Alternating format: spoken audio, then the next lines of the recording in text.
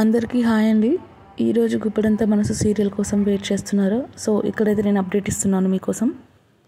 వస్తారా రిషిని అడుగుతుంది, ఎందుకు రంగాలాగా మీరు యాక్ట్ చేస్తున్నారు అంటే రిషి చెప్తాడు, నేను ఏం చేసినా మన మంచి కోసమే చేస్తున్నాను వస్తారా, నీకు తెలియాల్సిన టైంలో తెలుస్తుంది అని చెప్పేస్తాడు.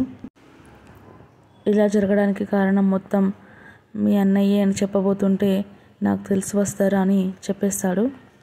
ఎలాగైనా మనం ఈ కాలేజ్ని కాపాడుకోవాలి, రేపు మన ఇద్దరం కూడా కాలేజ్కి వెళ్తున్నాము అని చెప్తాడు. సో కమింగ్ అప్ ఎపిసోడ్స్లో రంగా ఒక్కడుగా కాదండి, రిషి అండ్ వస్తారా ఇద్దరుగా కలిసి కాలేజ్కి అయితే వెళ్తారు. రంగా వచ్చి టీబీఎస్టీ కాలేజ్ని శైలేంద్రకి అప్పచెప్తున్నట్టుగా శైలేంద్ర అయితే కలలు కంటూ ఉంటాడు.